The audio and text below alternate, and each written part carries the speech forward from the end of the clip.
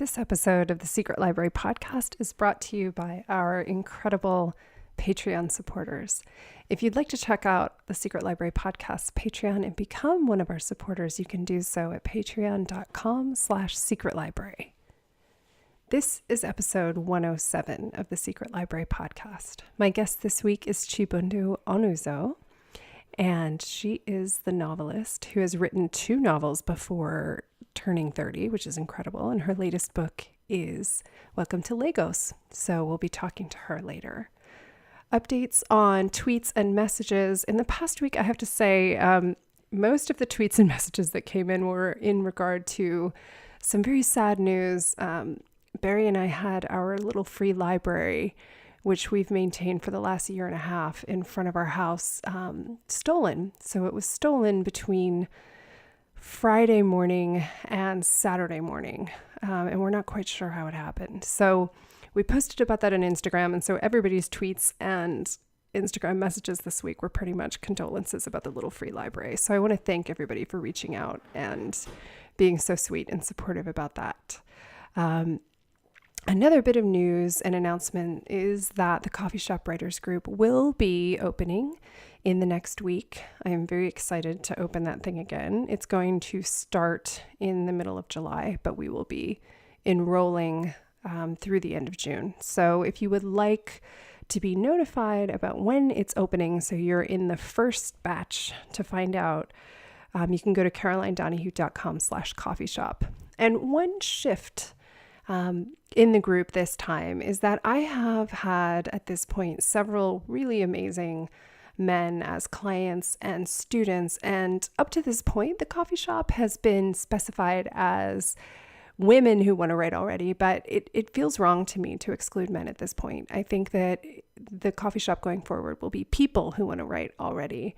So everyone, regardless of gender, orientation, anything, we're not confining it just to women anymore. We want to be inclusive. So everybody who's interested should check out carolinedonahue.com/coffeeshop to get notified. And the full page will be going up this week with enrollment opening then. So we hope to have you in the group. It will be for 10 people, 10 people total. So with all that said, let's get on with the show. Chibundu Onuzo was born in 1991 in Lagos, Nigeria. She studied history at King's College London and is currently pursuing a PhD in history at the same institution. Her short stories have been commissioned by BBC Radio, and she writes for The Guardian with a special interest in Nigeria. Her second novel, Welcome to Lagos, is out now. I loved speaking to Chibundu not only because she has such a gorgeous voice, which you'll hear shortly, but also because we got into so many metaphors and topics around point of view, picking how many characters you have, and the metaphor was really exciting. We got into Nancy Drew and Scooby Doo and ways that is related to point of view. So those were some really great moments, and I know you're just going to love this interview. It's also fun to just be able to focus on one guest this week. So enjoy Chibundu Onuzo. Hi, Chibundu. Thank you so much for coming on the show. Thank you for having me. So I'm very excited to talk about Welcome to Lagos, which is your second novel, but the first that's being released in the US, correct? Yes, correct. So it's interesting because I've been having a lot of luck about talking about second novels and second novelists and sort of the experience of that. But you were very young when you published your first novel. You were 21, right, when the first one came out? Yes, I was. I suppose that is very young. It probably didn't feel young to you at the time, but for those of us who are not 21 anymore, the thought of having produced a novel at 21 is pretty amazing. Yeah, the experience was quite overwhelming, actually. Now that I can look back from my advanced years of 27, Yes. I now realize that my 21-year-old self was probably quite overwhelmed because it was fine getting signed, mostly fine, and it was fine with the editing process and all of that.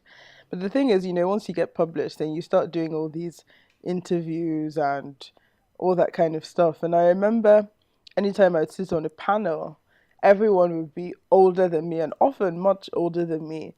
And, they would ask them questions and they would just be able to just be so articulate, and they'd answer and answer and answer, and then they'd turn to me and then they'd ask me my question, and I'd literally be like, yes. yes, I agree, I agree, yes. So yeah, I felt inadequate in those years. That's fantastic. I mean, I think that's interesting too, because there's such a culture of sort of, at least in publishing, I see there's this love of the debut. And then there's also this love of the young writer. But it certainly doesn't make it easy to be a young writer in the face of these kinds of situations. Do you have any thoughts on that? Yeah, I mean, there definitely is. I mean, it's good, publicity is good for the book, etc., etc. But yeah, it's part of the industry. Like, they're always looking for ways to pitch things. It's to attract attention. I get it from a marketing perspective, and you can't really like prepare for what it will be like when people suddenly start asking you questions about your book. Because before you're published, people read your work, but like, so for example, if my mom reads my book, she's not going to try to connect it to any political event of Nigerian significance. I don't know if you see what I mean. Like, she's not going to try and link it to like the socio-economic situation in Nigeria. Whereas you get on an interview and then they start, because your book is set in Nigeria, they start asking you about what you think about the president's policies or what you think about X, Y, Z. So you're suddenly kind of answering things that are even beyond your book, Do you find that it sort of forces you to be a kind of spokesperson for Nigeria? Because we don't have like the hugest presence, which is a problem. And I think it's wonderful that that's changing. But being in a smaller category of books that are representing Nigeria in the US and in the West, do you find that that's putting a ton of pressure on you to sort of answer questions that you're like, I didn't mean to do this, I just wrote a novel? No, I mean, now I don't really feel that pressure. I don't know that I felt it at 21, but I was definitely aware of it, that suddenly I was getting invited to do all these things related to Nigeria. Some people really resist that. I guess the problem also is that I am interested in politics, but the danger is I'm giving my opinion as just a Nigerian giving their opinion, not as any sort of specialist. But then my opinion is sort of elevated to the level of being a specialist because I've written a novel that has nothing to do with what I'm talking about. Like, Nigerians were quite interested in politics generally. But my sister used to tease me, she'd be like, who made you the spokesperson of Nigeria? You wrote a book. You wrote a book about two teenagers and suddenly you're like, oh, I think the president should do X, Y, Z. She's like, will you keep quiet? You're making trouble for everyone else. But yeah, I guess the older you get, you the less, for me anyway, or the older I've gotten, the less seriously like I take this kind of, let me not say less seriously, but it doesn't put any pressure on me. Some people sometimes feel, especially if you're writing about Nigeria and you have an audience that is outside Nigeria, some people feel that you should only write, positive things and you should only present the country in a certain light. And I've gone to readings where something I've read has been challenged by a Nigerian because it's not quote unquote positive enough. And I'm just like, I'm not the Ministry of Tourism, So, yeah, go and take it up with the Ministry of Tourism about, the way Nigeria is perceived abroad. I'm a writer and I write about what I'm interested in and I write from my perspective and I don't apologize for that. So the thing is, if you feel my portrayal of Nigeria is not positive enough to your liking, then write your own positive portrayal of Nigeria. Exactly. So you do get into politics quite a bit in Welcome to Lagos. Like, that's a sort of central thing that's happening in the book. And there are lots of different perspectives. And I was wondering, how did you come to that idea? Because it's been, well, your book came out in 2016, but it's just now coming out in the US. So how long did it take you to write this book? I guess just as I was reading it, I was like, my God, this is a very complex series of characters and situations and so I was wondering, like, how did the book come together? So I think it took me 5 years. I didn't, or maybe six even. I don't have the like start point because I started writing it when, like after you get an agent, but before you get an editor. I started writing it in that period of sort of limbo. Um, and then I'd put it away and go back to Spider King's Daughter. Then I'd write it. Then I'd come back. Um, so what I really wanted to do with my novel after Spider King's Daughter, because Spider King's Daughter had only two characters, main characters really, and it was very tight and it was very small. And I wanted to write a novel with a lot of characters because I just read a book by Amitav Ghosh called Sea of Poppies, which has like this brilliant large cast of characters. So I read it and I was like, I want to write something like this. But I didn't have a story. Like you can't just say I want to write a book with a lot of characters, but what would the book be about? So I then had this dream, which just sounds like every time I say it, I just feel so like I had a dream. But I think it sounds great. Yeah, but I think it doesn't fit my personality. Like I'm not the kind of person that has dreams and writes them down. It's kind of like an anomaly in my life experience. But anyways, I had a dream, and there were two soldiers in the dream, and they refused to do something. Dream logic now. They refused to kill people. There was a hill, like you can't really transcribe dreams, perfectly into like daylight because then they don't make sense. But they refused to do something. And then they had to run away. They disobeyed an order. And then I woke up, and then I was like, wow, that was really, really vivid. And again, I don't usually write down my dreams. In fact, I never do. But I did this time. So I wrote it down. And then I thought, okay, so they've disobeyed an order and they're in the Nigerian army. So they're going to have to desert the army because it's like a capital offense. It's a big deal. It will be classed as mutiny, basically. So I then thought, okay, they're going to have to desert the army. They're going to have to run away, preferably to a big city to hide.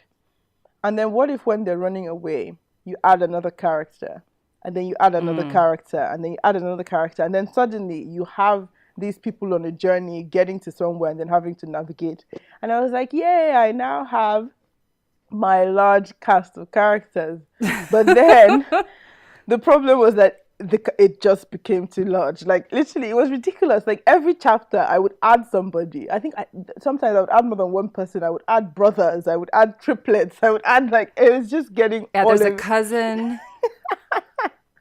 Although the cousin is hard to find, so. Basically. So I kept adding people, and then I sent it to my brother-in-law to read, and he was like, "There are too many characters in this book. Like I can't follow what's going on." And I was like, "Whatever. What does he know? Like he's a pharmacist. Like, can you just give me back? Can you just give me back my book? Yeah, you're not a literary critic." And then I sent it to my agent, and she was like, I think there are too many characters." And oh no! Like, oh my gosh, that's so profound! Wow. How did you know? Oh my, you put a finger on what exactly is wrong with the narrative. Did you tell your brother-in-law that she said that? Yeah. He was. I told you. Of course, I told you. And I was like, yeah, but that's the ego of the artist. I was like, you're a pharmacist. You're not a writer. Stick to like medicine. So I know it actually, as you were talking, this is sort of ridiculous, but I had the image of the way that everybody sort of comes together after they do dessert. It's almost like, do you know the game Sardines? It's this game that it's like a children's game where you go through a house and somebody hides. Somebody in the house is hiding. And then the job of everybody else who's playing is to find that person. And so you go through the house, and then the first person to find them, they hide with them. And then the next person, all the little kids, and they're usually hiding in some closet. And so by the end of it, you've got everybody in the closet together because they've all found each other. And I didn't think about that, but I was like, oh yeah, you've got, they get on the bus, and then somebody's with them on the bus, and then they all end up together. Yeah. Sort of building this new little world. Yeah. Welcome to Lagos is like sardines. Perfect. Who knew? But That's so funny. You know, I loved that because it was sort of like there's this momentum building as everybody is finding each other. And did you know what was going to happen, or were you just sort of following them and seeing who showed up as you wrote? No, it's definitely just following them and seeing who showed up. Um, and when I had to then, take out some of the characters, it was like, I'd line them up against the wall and I'd be like, justify your place in the book. And Oh, if you man. couldn't justify your place in the book, you were out. So who couldn't justify their place? I'm curious about who got cut. Okay, so I'm not going to tell you all the people that got cut because I think also, like, I don't like talking about the editing process because the only book that exists is the one that you have in your hand. Everything else is just Right. like it's gone, it's gone. But I will say, so there was a baby, and I think I haven't I didn't do this consciously, but now I know that there's a trend sometimes, not just in fiction, just in stories generally, that babies kind of bring groups together. So the first example that springs to mind is like three men and a little baby, and people bond over this kind of focal point of a baby. But the problem Right. was I just kept forgetting the baby. Like, I would, I would 7, 8 chapters would go by and then the baby would suddenly make an entrance and then it'd be like, where has this baby been all this time? Who has been feeding this baby? Who has been changing this baby's diapers? Like, what has this baby been doing? So yeah, the baby sadly had to go. Yeah. That's fair. I mean, because everybody else can pretty much take care of themselves. And if they go off and do something, nobody's going to worry that they'll be injured in the Yeah, process. exactly. I love that. So the other thing that really struck me is how gorgeous the language is in the book. And I wondered, was it that way in the first draft, or does it just come out that way? Because that's kind of astonishing. I almost thought, I'm like, if she has the book, I might even say, will you read part of it? Because it's really, really beautiful description. Oh, And thank you. yeah, I mean, as someone who's never had the opportunity yet to go to Lagos, I felt like I was in the spaces as I was reading. And did you write the first draft and have that there? Or were there many drafts where you were massaging the language? So I like to say that like I just write perfect drafts. Like I just sit down and it comes out like pure gold. But sadly, this is not the case. Actually, I'm a massive like redrafter. And with Welcome to Lagos, it was actually very difficult for me to find the the voice. I think that's why it took 5 years to write. So I'd never written in the third person before this. And I feel I had to learn that. So I kept a diary when I was younger. So I'm very used to the I voice. And so my first novel, it's told in two first person narratives. And so it sounds so basic, but when I started Welcome to Lagos, just to get my head around the fact that when you write in the third person, it's he and she, it's not I. Like literally, I would start a sentence in he and she, and then by the end of the sentence, I would be in I. And then I'd go back and it'd be like he, she, I did this. I'm like, there's no I in the third person. So I had to like literally that very basic like level of writing in third person. There's no I. So that was my first hurdle. And then the next thing was just to find a third person voice that wasn't listy. Because I wanted it to be close to the consciousness of the characters I was writing in. So I'm not writing. I think I tried the omniscient third, and I didn't like it. It wasn't. I couldn't do. I couldn't do it to a way that I was satisfied. And so I wanted it to be very close to the characters. So with each chapter, it's told from somebody's perspective, but in the third person. And it was very difficult for me to work out, actually, like just how to do that. Well, let me know. Difficult, people like difficult in your mind, I suppose. It's not like a physical difficulty. It wasn't painful. No, it wasn't painful. It was just like, when you're writing something and you're like, this isn't right, or like, I'm not satisfied with it. And for me, that's it's learning that's what what I've enjoyed with this novel, I feel in the sense that I've grown in that I can more closely gauge what I like. And when I don't like something, it's like, this is not right. I don't know how it's going to be right yet, but let me continue. So that's what happened with Welcome to Lagos. So I wrote about 150 pages. And I was writing in this third person. And I was like, this is not right. I don't like this. That it's still not quite right. I'd show it to people and they say, oh, this is interesting. But it's not right for me. It's so my taste and my judgment of nobody's, it's my validation of what I'm writing that is most important. Other people can read it and say, oh, this is nice, but no, it's not sounding right to me. So I'd written about 100, but I kept going because I think you fix it in the writing. And I think sometimes this is what I see with a lot of people. Like, if you're writing something and you feel it's not right, then you stop.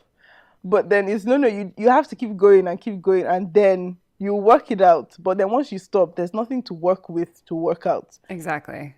So after my 150 pages, I call it like I broke in to the third person voice that I was trying to get. And I kind of imagine it like a wall.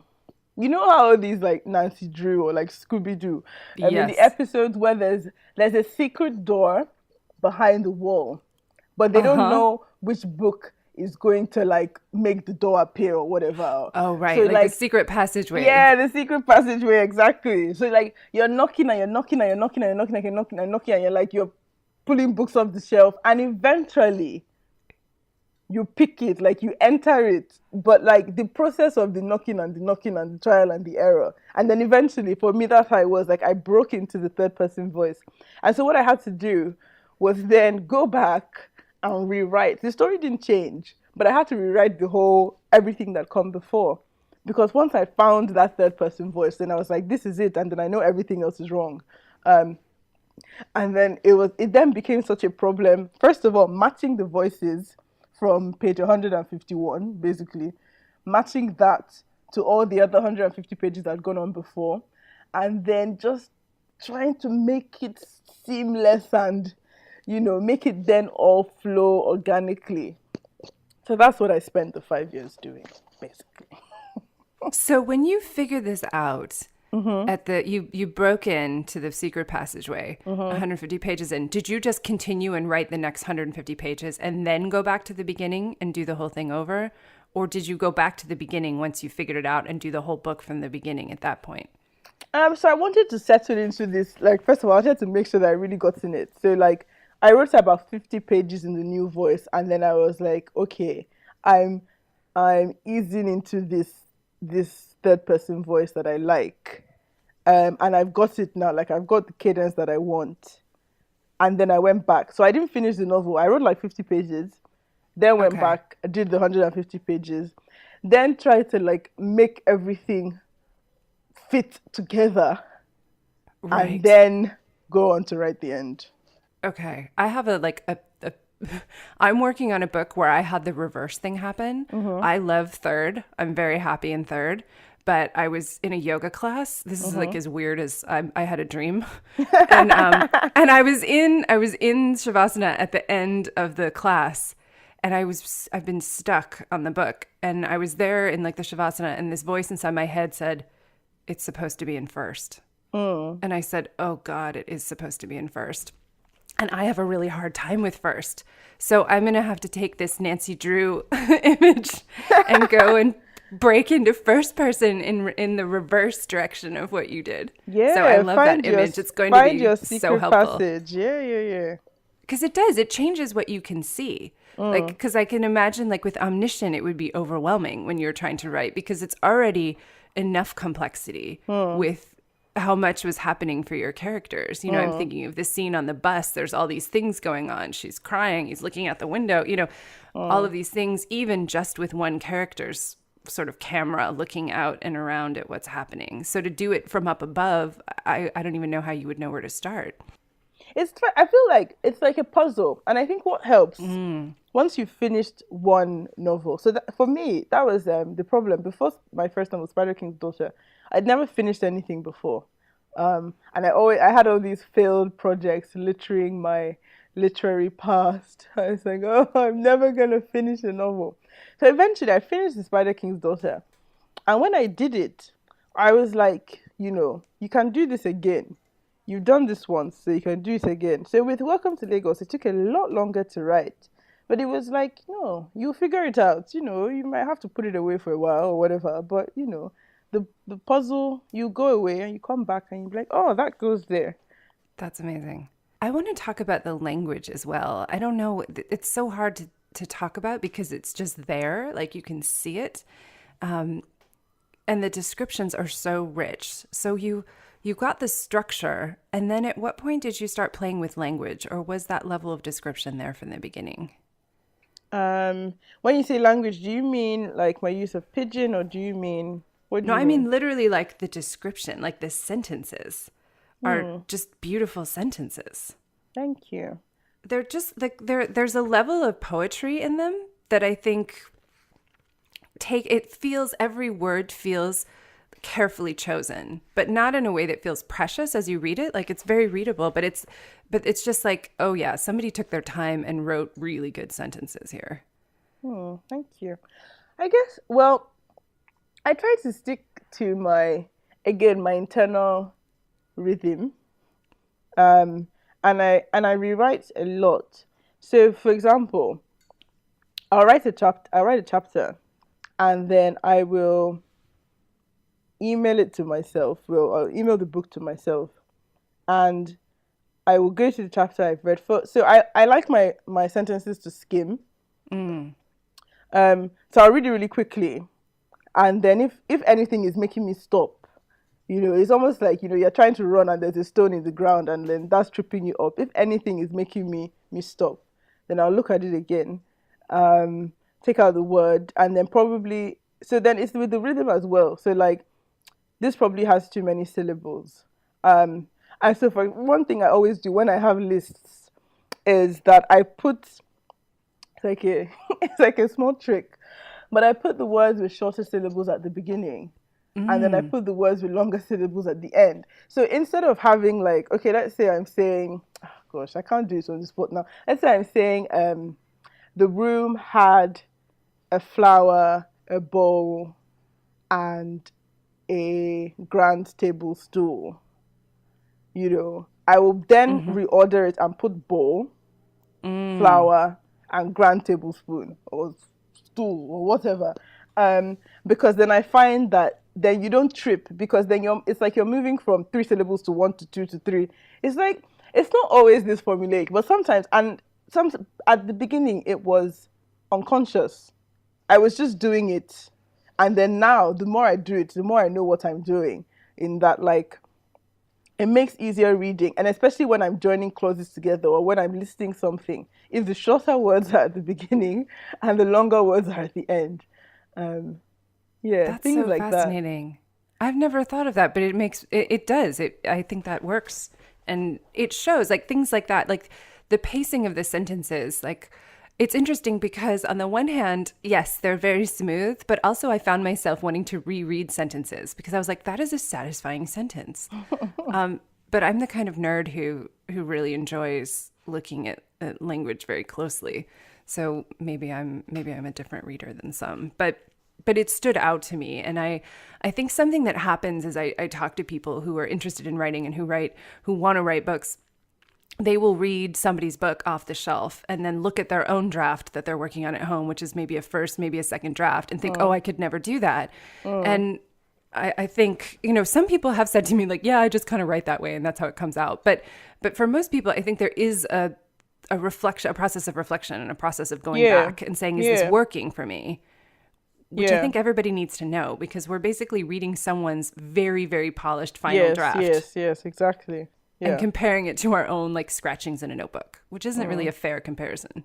Yeah, that's 100% right. And it's not just you're reading my meditations on it. You're also reading it after my editor has gone through it and then said, I don't believe this. And I think the best editors they don't tell you what to do, but they point out a problem to you. and then you can go and think about it and say, actually, okay, yeah, you're right. Maybe I could do this or do that. So yeah, my editor should just be like, I don't believe this ending. I'm like, what do you mean? She's like, That's I intense. don't believe it. Like, I just don't believe that the character would do this after, as in from what you've shown of the character on the page. I just don't believe that he would do that. And so then you go back and you think, okay, yeah, okay, I see what she means. Like, this action looks like it has come from nowhere. So it's either I go back and think more about what his motivations are or her motivations are, or also you can just discount what your editor is saying. But generally, like I feel, especially with criticism, if they say something and it resonates with you, then you owe it to yourself, not even to them, just to yourself, like to your craft, to take a second look at what they're saying. Definitely.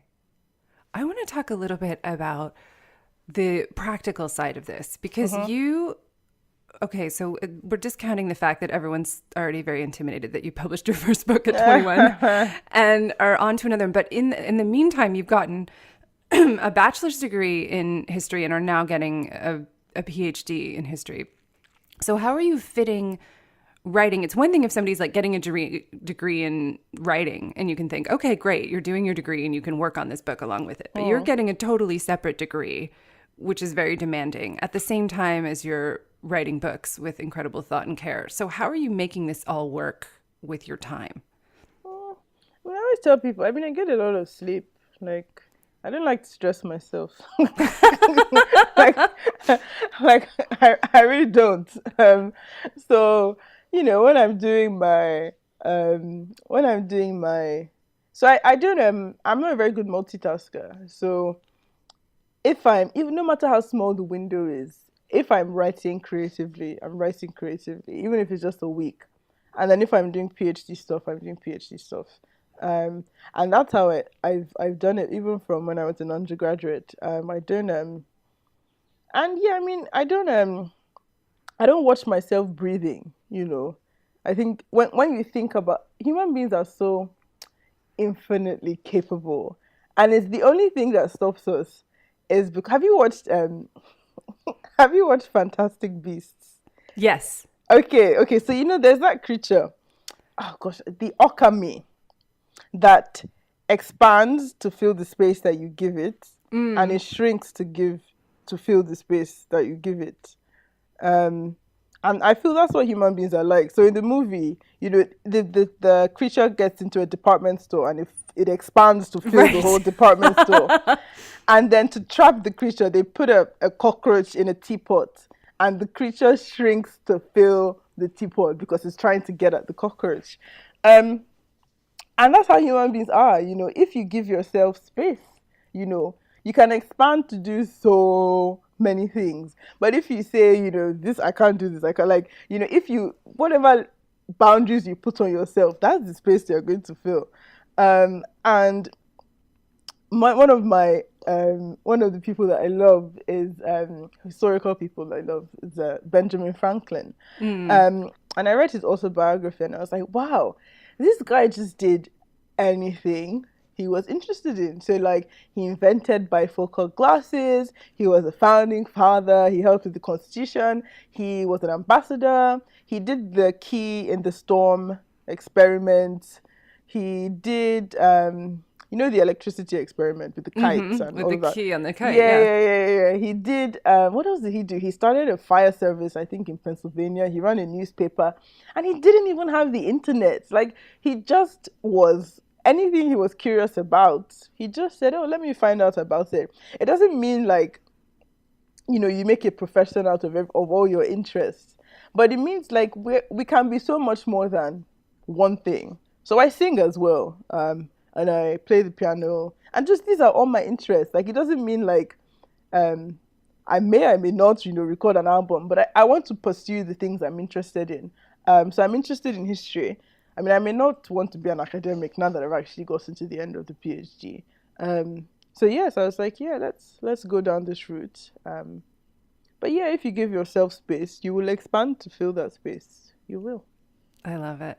I think the other side too is that You have to keep your anxiety in a teapot, but yourself in the department store. Yes, yes, exactly. You have to, I mean, and I see this a lot with creative people. Let me not exempt myself from it. Of this of this we all at some stage, suffer from it or have suffered from it. This anxiety, or I'm like, it's not going to be good enough, or this anxiety, just this anxiety. And yes, you're right, you have to keep it in a teapot, and if possible, smash that teapot. Smash it, like, because it just it's such a waste. Yes, it is. That's all, like, when I meet or when I see it in myself. And you also have to check your internal voice. I gave a talk about this. Like, what are you saying to yourself? And you have to, like, check that voice. And especially, like, with your writing, sometimes you read something, you're like, this is horrible. No, I can make this better. It's like, check that internal voice. What is it saying to you? And you need to reprogram it if it's not saying the right things. What do you think is something more useful that you've said to yourself in those moments? So with, like, welcome to Lagos, especially, like, when it's like you just keep writing, and you're writing for 150 pages, and you're like, I don't like what I'm writing. Right. And, in your head, it's like, this is a waste of time. You're not going to work it out. Or even worse, like, the people you showed it to have said it's okay. So just keep on writing in this voice that you don't, and just, settle with this. And it was like your internal voice, you have to, like, you can do this. And I talk to myself. And it's not only with things like my writing, because I guess now maybe I've grown more comfortable. The more recent things I've said to myself are with body image. Actually, I don't know if this is the podcast for this. No, but everything is welcome. Certainly in my early 20s, and I think a lot of women, they go through this. When I see a photograph of myself, and you're like, oh, you look so bad, like, your chin looks so terrible from that angle, and, like, this is my internal voice. And a lot of people, they may not share it, but they can relate to this. And you see, you're in a group photo, you immediately zoom in on yourself, and all you can think is, like, negative things. Right. And now, if I even catch myself or slip up, and, like, I look at a picture, and then I'm like, oh, I don't like the way I look. Then it's like, okay, let's pause, okay? Because sometimes these things just run in our mind unconsciously. Like, let's pause. And then I'm like, you look great. You look like the best thing since sliced bread. It's like, let's just pause and have a minute. Like, you look so... And the thing is when you speak well to yourself internally, then you can speak well to other people externally. I find that oftentimes when people are talking, and they're saying things that are horrible and nasty, they're just saying things they've said to themselves, and that's what's coming out. Exactly. Anyways, so your internal voice, check that voice, whether it's with writing, whether it's with life, whatever. Like, check what that voice is saying to you. And if necessary, pause, take a moment, and be like. I think that's a new T-shirt. People say things in the show, and I'm like, we all need a T-shirt. Like, let's pause and take a moment. Yeah. And then on the back of the shirt, it would say, "Your book is going to be great." Exactly. That's amazing. I think that's true, though, because I think that there is a unique ability that writers have. Like, we're using language all the time. We're interacting with language all the time, and I keep thinking about this sort of ridiculous Spider-Man analogy, but with great power comes great responsibility. And I think that's not just directed to other people, that's to ourselves. And since we have such good language skills, we're really good at insulting ourselves along the way. Yes. Yeah, you're right. That's a very good point. Yeah. So I think the pause is crucial, learning to pause. I think everyone can take something from that for sure. So are you dreaming up another book? Or are you focused on the history now? Or what is going on with you in the next phase? Well, I'm definitely trying to marry the history and the writing, That sounds in very a sort exciting. in a sort of a creative kind of way, because I've literally spent the last 4 years reading about the last, I don't know, 150 years of West African history. And I found just so many good stories, and not necessarily all that I would say would make novels, but some that I think would make great films. So, like I mentioned this in another interview, there's a character I came across where he's a real person, but really a character. Like he was from the Gold Coast at the time, what is present day Ghana. And so there was a back to Africa movement in America for Black Americans. And so this is in 1917, by the way, like this Right. type This of is not period. last week. This is not last week. He goes to America and he tells these Black Americans that, look, I've got you land in Africa, give me some money and I'll get you the land and then I'm going to take you back home, etc., etc.